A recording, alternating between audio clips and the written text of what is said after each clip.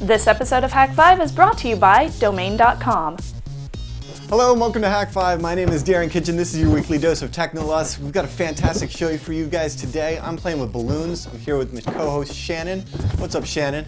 I'm doing good. How are you? I'm all right. I'm playing with the audience. Hey, what's up, audience? I'm throwing balloons at you. Hi, Darren. Hey, Hi. what's going on?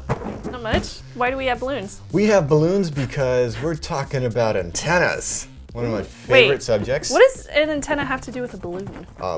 Not a whole lot, but it is great for illustrating things. Oh, okay. Yes. You're like Bill Nye the Science Guy. No, not really. Illustrate things with balloons! Ooh, and here you go. Don't put that near the balloon. Here's your copper wire.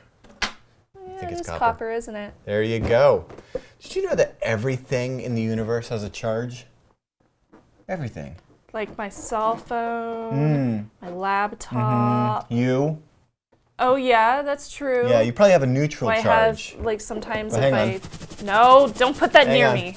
Anyway, yeah, I just thought that's pretty cool to bring up because we've been having fun discussions about all sorts of university things lately, and you know, it's good to go back and remind ourselves that everything has a charge. Just like you and I are probably neutral. I'm probably positive because I'm like a positive person. You're such a you know? hippie. Yeah, I know, I might be. And likewise, that copper wire. Here we go. This copper wire has loosely held electrons. So this is really cool because if I apply voltage to one end of this, it's going to go ahead and create a flow of electrons or current, which is great because then we can make circuits and do cool stuff. Electricity! Yeah, it's fun. Right? Well, it's one of the aspects of electromagnetic stuff that we've been talking about recently, aka radio. And we will be getting into practical stuff here. But I would like to bring up that if you remember from primary school in science class and stuff, that every atom is made up of all these cool protons and electrons and neutrons. I remember that. Right? Yes. Well, as such, if these particles were to, say, be negatively charged, they would exhibit an electromagnetic field, or just an electrofield. They would create an electric field around them. They just would. That's just how it works. Don't ask me why, it's the universe. And so, if this negatively charged particle travels through the universe at the speed of light, because, you know, that's what particles are wanting to do, it's going to go ahead and cause a disturbance through all of the other fields that it passes. Isn't that fantastic? So it's gonna make them all like go, yeah, they're gonna go, because they created like they're like, your dog, what's up, man? Hey, I'm a negative particle. Yeah, and you're all like, chill out, dude. Why be so negative, right? Right. And so this is really the essence of what we're talking about here when we're transmitting with radio and when we're picking up these fields and noticing the disturbances of them, and it's really exciting. I mean, as we said last week, electromagnetic fields are the combination of both electric and magnetic fields. And this was actually really well explained way before I ever could imagine anything. Back in the 1800s. Really? Because I thought you were really old. I am, in fact, a vampire. I come from the 1800s, and I was friends, in fact, with this Scottish fellow. He was a physicist by the name of James Clerk Maxwell. I always knew you were Scottish. Yes. Well, no. No. We're not. Anyway. Actually, I might be. Hang on. My last name's Kitchen. What am I? All right. That notwithstanding, there are 4 equations from this guy Maxwell that are known as the Maxwell equations. And when we couple these with a couple of other laws, basically, we can define electromagnetics as we know in the universe today. And it's really complicated formulas that I don't want to get into right now, and it's likely that we are never in this series going to have to describe these in any given detail. However, they are super cool because they essentially describe the beautiful relationship between the two aspects of electromagnetics. Let's get it on. Yeah, let's do that. All right. So, electric fields, as we know, electric fields, or E, are basically measured in volts per meter, though not always. And then we have our magnetic fields, or H, and they're basically measured in amps per meters. And so, okay, get this. Here Do we need to have, know that necessarily? Should I be taking notes? It's not on the test, no. Okay, it's just good to have kind of like a background understanding of kind of how this works, so that when you're like setting up your antenna to be attenuated by a certain frequency and stuff, that you're kind of understanding that it's like what these things are. It's not magic, it's physics, right? Okay. So we've actually got a plane here.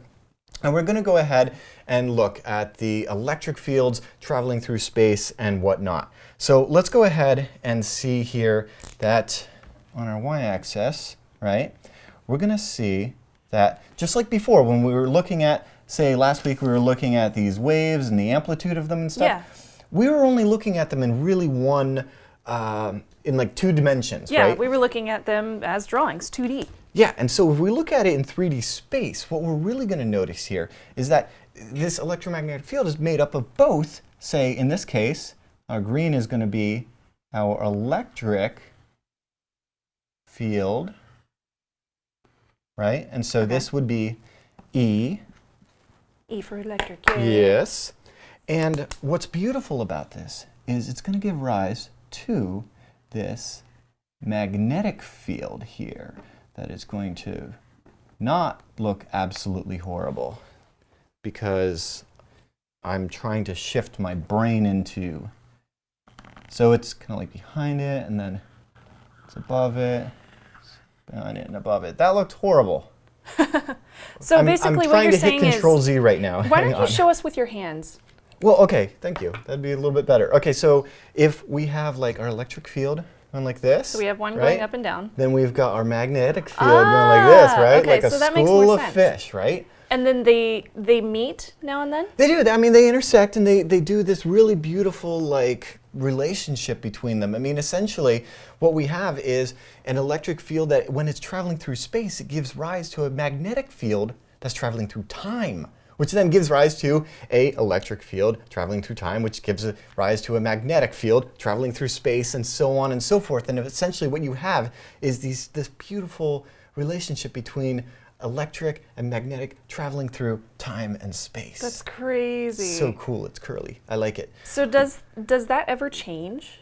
Well, we move? manipulate it, as we talked about last week, when we modulate the signal in that case. And I mean, I just wanted to bring this up because I find it's really beautiful, but essentially all of this takes us back to the practical theory of antennas, because this right here is essentially what we're going to be doing when we build antennas and we start to go ahead and transmit and harness these propagated signals. Oh, yeah. So, I mean, essentially an antenna, as you probably know, it is essentially a structure that supports this kind of radiation that we're super excited about. And there are so many aspects about antennas, and we are going to cover just a few of them here very briefly, not all of them, and not in any kind of depth that is going to get you any kind of classification of a ham license or anything of that regards. However, I'm pretty sure if I still let really Darren cool. keep going, he would pretty much take up your entire day with an episode. I do love this stuff. Yeah, right? I do too. Speaks I to think me. it's awesome. Yeah, and then, you know, it's cool because we just take this for granted. Yeah, right? And we do. so much on the show we've been like, hey, we send this, you know, we send this frame here, right? We're like not even OSI level where it's like we got our application layer and we got, you know, our physical layer and we've got like our politics layer and our money layer. Yeah. But anyway, this is like crazy physics layer, Yeah. right? Which is pretty cool because we're not even like, hey, send a frame with this octet of that thing, and you know. Do what?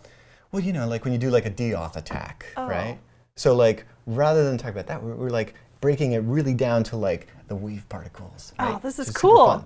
So when we transmit, right, we're really talking about with our antenna the propagation, okay? And propagation is essentially a behavior of our transmitted radio waves, and there's a lot of factors that come into play when it comes to propagation. We have polarization, there's refraction, there's the atmosphere, there's water vapor, you've got the ionosphere, you've got the frequency that we are using have different aspects that they are, like, you know, some frequencies go through cement really great and others not so well. You know, human bodies, we're, you know, ugly bags of mostly water. So, you know, we absorb a lot of frequencies and it's all really cool. But essentially, when we're talking about propagation, we're just talking about spreading, you know, a signal from one place to another. So if I take a look here at my very, very, very poorly drawn, I want to redraw this so bad. Don't touch it. You'll just make it worse. Let me make sure that I put an H here to represent that is magnetics, it's wanting to be, that we're looking at this signal being propagated in this direction, okay? Oh. And so let's talk about polarization because we're looking at it right now. So the propagation of our signal is going to be impacted by our antenna's polarization. And so typically what we do here is we actually use the electric field to determine what the polarization might be. And you see right here the electric field and the y-axis there. And so we could say that this, for instance, is a horizontally polarized field. But right? it could also so be vertical? We'd have yes. In fact, we could take this entire thing right here on the table, or our antenna, practically speaking, and we just rotate it 90 degrees. And now we would have a vertically polarized antenna. Okay. Yeah, which is really cool because, say, you're over there with your Wi-Fi pineapple, right? Yes. And I'm over here with my Yagi. Okay, so here's the quiz. The only quiz you're going to find on today's episode of the show is, if your little dipole antennas are sticking straight up like that, where should my antenna be? Huh? You can answer in the comments below. Oh, I can't answer it? Okay. No. I'll answer it after the But it's really important. For example, our friend Allie at the bar, she was complaining that her Wi-Fi was really weak whenever, like on her iPad, right? And I was like, well... You figured it was a router problem, right? Well, she's got one of those like router cable modem combo units that that's got the Wi-Fi's and everything built in because, you know, that's what everybody does now, right? Yeah. Just the consumer So it didn't stuff. have any antennas? No, it's just an ugly black box, right? And so... Bare. As you do, you take the ugly black box and you put it under the TV with all the other ugly black boxes, but of course then it's, you know, horizontal, right? Yeah. And so she's like laying on the couch or whatever with her iPod or her iPad like this, right? Or let's say, for instance, like say she's just using it like this. What we've got here is I'm vertically polarized, you're horizontally polarized. We're not really... You're not seeing in sync each other there. as much there, but if I go ahead and rotate it. So what I said to do is literally just put your modem on its side. And when she did that, it was fixed? And it got better. Yeah. That's so Doctor, weird. it hurts when I move my arm like this. So anyway. That's crazy. Yeah. But it makes sense. It does. Once you understand why antennas do that. And we're going to come back to that in just a second because it gets even cooler. But first, let's talk about the radiation pattern, okay? Because we were just talking about this little Wi-Fi pineapple and its dipole, and we've just made an assumption here, actually, because essentially this dipole is going to go ahead and emit that radiant energy, that electromagnetic energy, and it comes out in a very particular way. See, these, you know, dipole antennas that we stick onto, you know, most consumer devices. You look at it and you think that it's pointing the way that wireless should be going. Oh, so that's the way you think of it? That's See, I've always thought of it as like just a regular consumer, and I've heard this from people like my mom. They think that it just comes out directly this way. Oh, it comes out the tip of it. Yeah. So like you would point your antenna at the, okay.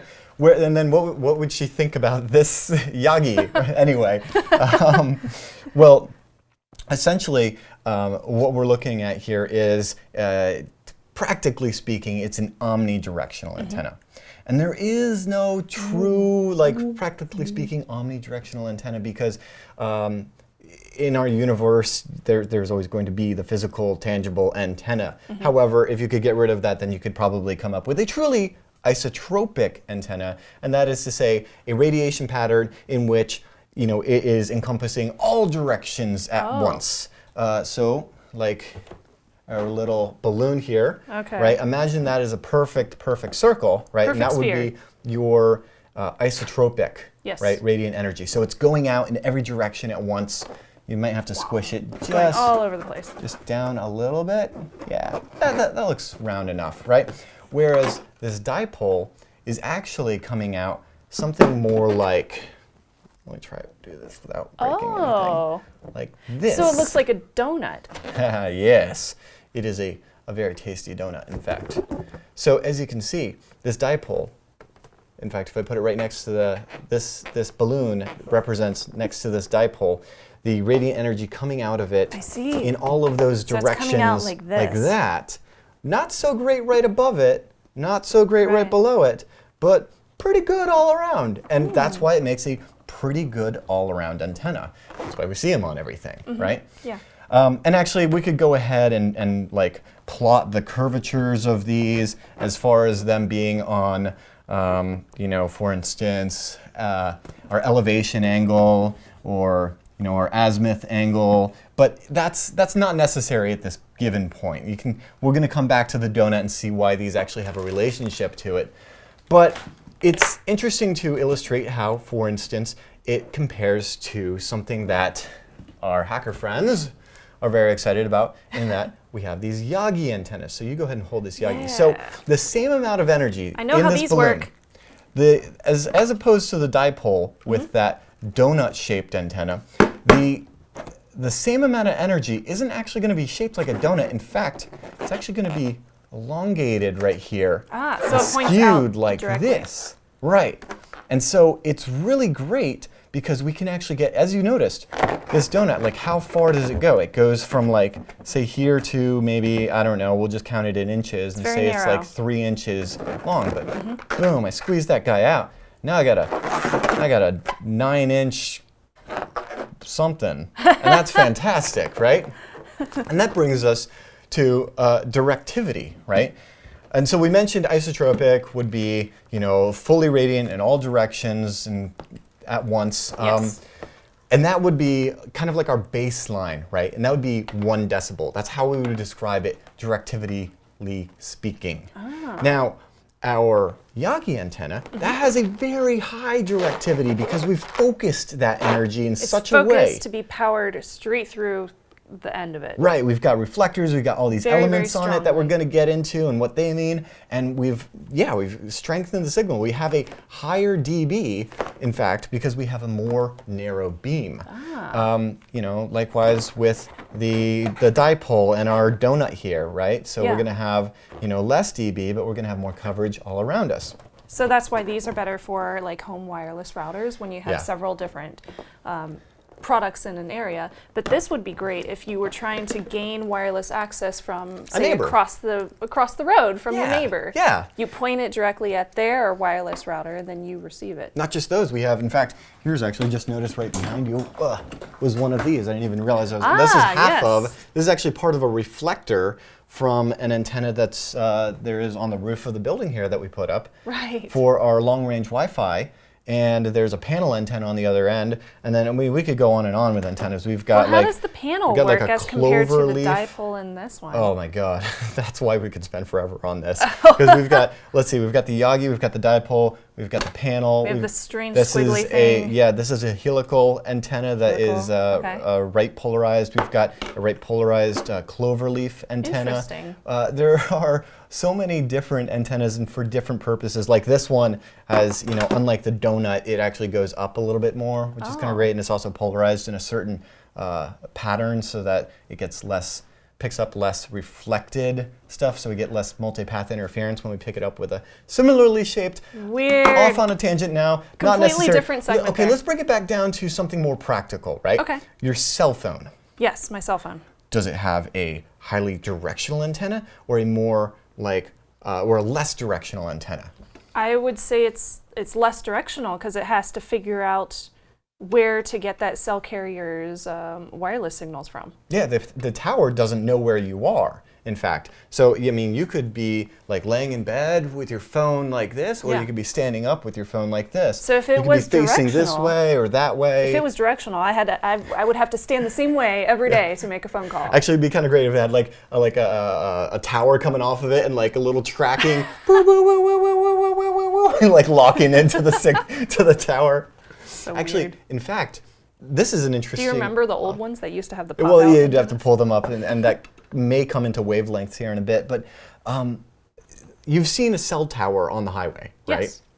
You ever notice that they kind of are, so they're a big pole, we've got a huge mast, and then we've got triangles with these kind of panel-looking guys, right? Yeah. Now, they're always in kind of an interesting triangle pattern where they're it's not 4 of them, so it's not north, south, east, west, but you know what I'm saying? So some of them are pointed this way, some of them are pointed that way, some are pointed back the other. Right, okay. Those are directional. Oh. And they are similar to, say, for instance, a satellite dish, which is also directional because we're shooting at a fixed place in the sky. We're shooting at that bird that's not moving. And I think that's a good example because that's actually going to come in when we talk about diversity in a second. Oh, okay. But quick word on efficiency, because there are so many different antennas and there's so many ways to describe them. And so the inevitable question is which one is the best? And there is no answer to that. However, when you take into account so many factors, in fact, ones I can't even get into right now, like impedance and VSWR and things like that, efficiency is another one of them. There's a number between 0 and 1 that kind of describes the efficiency of an antenna. We've got impedance mismatches, which may kind of degrade the efficiency of it, and things of that nature. For example, have you ever seen one of those little mini Wi-Fi routers where the antenna is soldered onto the PC board? Oh yeah. So they don't have like the Pineapple's got awesome SMA cables, so you can like plug in like a big antenna and stuff, right? And you can separate it. We've got like what is this? Like a 50 centimeter cable here, so we can actually get our antenna away from our transmitter and things like that. Well, those ones that are etched onto the board, those antennas are really close to all the other circuitry. Yeah, I've always wondered about that. Well, they're not very efficient, right? And the reason for that is because you've got like a CPU and a bunch of copper traces right next to your antenna, and what do you think they're going to do? They're going to soak up that radiant energy, right? And they're not going to be doing anything useful with it other than turning it into heat. Right. And so that's another example of something that's going to impact your efficiency. So heat can impact it? Heat can, the whole weather can. It's pretty amazing. I mean, in a vacuum, all of this is so much easier. If we were just floating in space, this lesson would be like, a paragraph. So we have those giant dishes up there that are circling the Earth, and they're able to transmit, wavelengths for ever and ever and ever. Yeah, because they're using some really cool frequencies and at some really cool power. And then there's like organizations like the ITU that can tell them what they can and can't do. Huh? Yes, vacuums are good. Actually, free space optics are good, but that's totally neither here nor there. Coming back to that cell phone tower, right? So we've got that cell phone tower, and it's got that kind of triangle hat on it. And I know you've all seen them on the highway. Yes. What's really cool about this is you drive past it, right? And so maybe your phone in your car is connected to one of those towers when its panel antenna is facing you in this direction. But your car just drives past it, and now you're facing the other panel antenna that's facing in that direction by the highway, right? And so what's actually happening there is a great use of diversity. I mean, diversity is essentially saying in fact, here's diversity. We've got lots of different antennas on the table right now. A diverse set of antennas. Yes. And so what if we could tie them all into one system where we could choose the most appropriate antenna for the given application? Cool. So that's why we're able to make a phone call as we're going down the road and it not drop off every 2 seconds. Unless you're on a really horrible carrier that doesn't have as many of those towers. There's a lot of other things that come into play there, like handoff and other stuff like that. Yeah. But essentially it is an example of which. I'm working on a diversity system right now for one of my drones where I'm using a cloverleaf antenna, which has like a really nice kind of ball-shaped radiant, direction, right? Whereas, and then I'm going to couple it with this helical antenna to get more of a narrow-focused long antenna so that I can get further distance in one direction, but then also be able to fly all around a given area. And you can just start stacking these like crazy. Have you seen any of the new 802.11 AD stuff? No, I have AC at home. Okay, well, AD is crazy. This stuff is on the 60 gigahertz band, right? Wow. So really, really tiny antennas you can get away with in that case, and we'll talk about that in a second. Why? But essentially, what they do in those is they're using less power.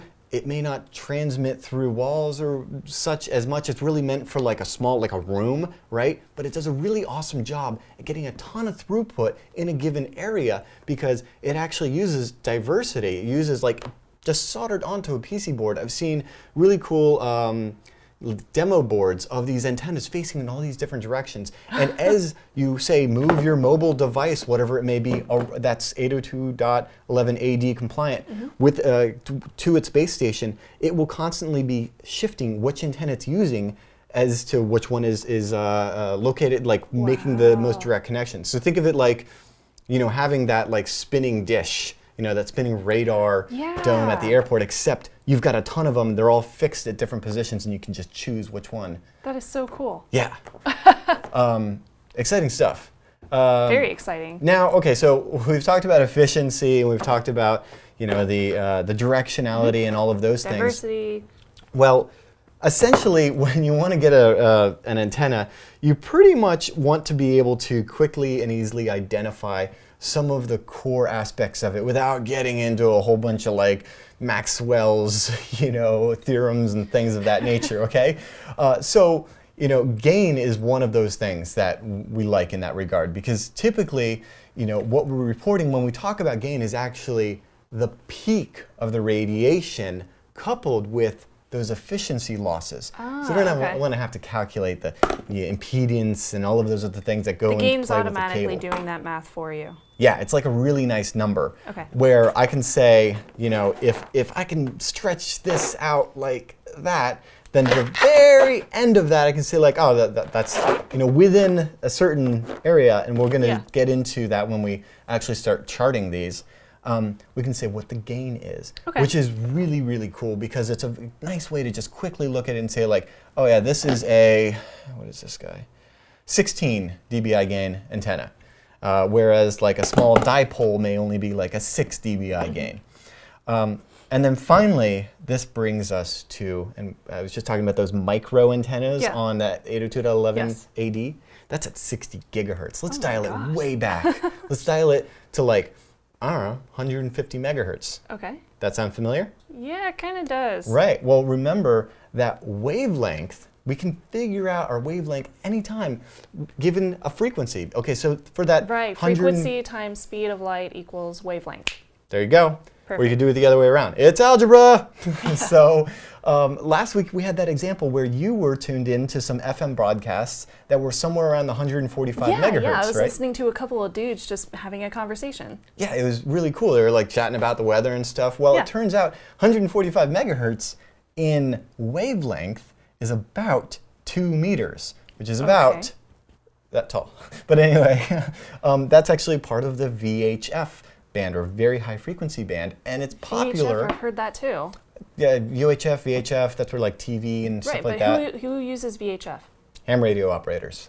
Yes. That's why I heard them. That's why you're tuned into some ham. That is so cool. Yeah, so you're listening to a couple of hams talk about the weather and their antennas and stuff, and that's the 2 meter band. Wow. So get this, you just had this like generic antenna that comes with my teeny tiny one. Yeah, this guy right here. Yep. So the wavelength of this antenna isn't necessarily optimized in any way or shape or form for that frequency. However, you were able to pull it up, so that's great. But you could actually build an antenna, and we're going to do that here real soon. We're actually waiting on an antenna in the 900 megahertz spectrum so we can show you guys a really cool hack, but it hasn't gotten in yet. So that's why we're doing theory. When we build an antenna, we can do so for a given wavelength, right? So all we need to know is the wavelength of the frequency. Yeah. So you could specifically design one to pick up that frequency that you're interested in. Oh, that's cool. And when you do that, you, practically speaking, have pretty much 3 choices of wavelengths. I have 3. There's some magic numbers here involved, and this is where we just go, that one's good, right? You've got, and you know, geek out in the comments because I'm loving the comments on this series right now. You've got your full wavelength, you've got your half wavelength, you've got your quarter wavelength. So, as you might imagine, a full wavelength for the 2 meter band for 145 megahertz, that'd be just about 2 meters? 2 meters. Haha! Yes. And so there you go. What would a half, wavelength antenna? So that would be 1 meter. A quarter would be half of 1 meter, or that's about 20 inches, right? And so you could just take your little piece of bringing it back here. You could take your little piece of copper here. That one's not So little. by staying at those lengths, I can still be able to pick up that same frequency. Yes. You could take your little wavelength, say this is 20 inches, it would be a quarter wavelength antenna. A paperclip could be an antenna. Right. It just depends on what frequency it's for. So, there we go. So if I ended up with, my question though is, no popping the balloons. Nah. My question is, if I got a quarter size antenna as opposed to a full size antenna, would the full size antenna be able to pick up better sound and better audio and things? Which antenna is better? Well, it depends. What are you using them for? Exactly. Now, in fact, let me say, while this has, You know, in fact, this pink one is just like become our Yagi example. It's so stretched out now. But our Yagi, sure, it's going to have a greater, you know, distance in this regard. But if our signal's over there, and I got the damn thing pointed over here, you're not going to pick anything up. Right. Now, maybe if I've got it pointed completely behind because of the back to front ratio, but that's another story. Ah, okay. Yes. And I don't know fully, but I can't wait to find out because I'm just diving into this research and I'm loving it. We should just make a whole bunch of antennas. We should. Can we? Yeah, why not? I mean, let's just apply electricity to every piece of copper we see and then find out what it does. Yay! Then the FCC comes. I saw a building being built a little while ago, and I saw some copper pipes. Maybe we could go just steal those. Yeah. No, that's totally illegal. We shouldn't do that. Down with that. Or something. Let us know in the comments what you think about all of this stuff, guys. I'm super stoked to be getting into this, and I want to hear from you guys as we progress through this. I promise we're getting it back to practical. We're just waiting on an antenna to come in, and you know what? If it's not here, we're just making it, okay? Because as we know, all we need is a little bit of copper and some balloons, and then we're good to go. Just stick a balloon on there. Why is it not popping? Why is it that when you want to pop one of these? God. Of course. Okay. Anyway, we're going to take a quick break. Cheers. We'll be right back. It doesn't matter if you're into azimuth or elevation. When that killer idea hits, you're going to need to snag yourself a domain name and web hosting fast. And with Domain.com's quick domain discovery system and their easy checkout process, you can have your website up and running in like no time at all. I can't tell you guys how much I love Domain.com. They're easy, they're reliable, they're affordable, and they're so awesome on social media. You can tweet them at Domain.com. It just really makes doing business there really fun. And the guys over at Domain.com, they're huge fans of Hak5, and they want to hook you up. So get this, use the coupon code Hak5 at checkout and get an extra 15% off. When you think domain names, think Domain.com. It's time for the trivia question of the week, and this one is, who was the first woman in space? And the answer was Valentina Tereshkov. Told you she was Russian. Yes, you did. You told me she was Russian. You were right, Darren. Good job. 2 points to you. This week's trivia question is, what is the largest spacecraft to perform an autonomous Earth orbit and re-entry? Good luck with that. The Death Star. Yeah, the Death Star. You're correct. Good job, Darren. But you just told the entire internet what the answer was. If you guys think Darren is wrong, you can always answer over at hak5.org/trivia with the little panda on the picture, and let us know what you think, and maybe you'll win some swag. Look, I've got like an antenna mustache. You're so cool with your antenna mustache. Man. Gonna have to make a new one. You know we're doing a show, right? We have a Technolist photo. Yes, bring it. Yes, it's a picture of a puppy. I love puppies. Me too. Cool. He's so cute. It's a little Yorkie, and apparently she loves Hak5. It was from an anonymous person. He didn't really sign it, so thank you for sending in the picture, Anonymous. Yay! Also, did you see the Ask Me Anything with Tim Berners-Lee recently? What? Yeah. No. You know, the guy that invented the World Wide Web? What? And I got to see his computer at CERN. It was so cool. But anyway, he was asked, what about the World Wide Web were you not expecting to see it take off / whatever, get popular for? I forget the wording of the question, paraphrasing. Essentially, he said, one word, kittens. Aww. Who I believe do have their own internet where they look at pictures of people. I think you're right about that. Hi, kittens. So, of course, if you guys have photos, which thank you so much for sending those in. If you haven't sent yours in yet, we'd love to see it. Yeah, just subject line, I have the cutest cat, and let us know. No executables, just JPEGs. Yep, just JPEGs. I won't open anything else. You Everything's send me a movie file? Sorry, not going there. Yeah. I don't want to know what happens in your movie. Everything's on an air-gapped VM. That doesn't even make any sense. No. There's air in here. So you can send those to feedback@hak5.org. And you can also send us any comments or questions, or just send us how much you really dislike Darren. Yeah. Ooh, or we could combine air gaps with spark gaps. Oh, Darren. And it'd be like... I think you're working too much. I know. I'm gonna go fly. So we also have a store. We do, and that's where you can support us directly, and we are terrifically in love with everybody that does that because it keeps us doing what we do, which is fantastic. He's because in a very we like polyamorous relationship with all of you. Trust your techno-loss. Sorry. We'll see you guys. Next time, I'm Darren Kitchen. I'm Shannon Morse. Trust your technologist. Before we get going, I want to tell you guys about an awesome event that we're putting on here. It's the Bay Area, San Francisco Bay Area Hacker Brunch on April 6th, Sunday, April 6th at noon at our favorite place, of course, the Baltic. So come on out, meet Shannon and I and the rest of the Hak5 crew. Bring your projects or code for a little show and tell, and join us as we give a little talk and demonstration on a new SDR project that we're working on for the show. And it should be a lot of fun, so I really just want to encourage the whole community to come on out, get together, and just share and enjoy, and something about bottomless mimosas. That's right. So sign up, please do, over at hak5.org/brunch.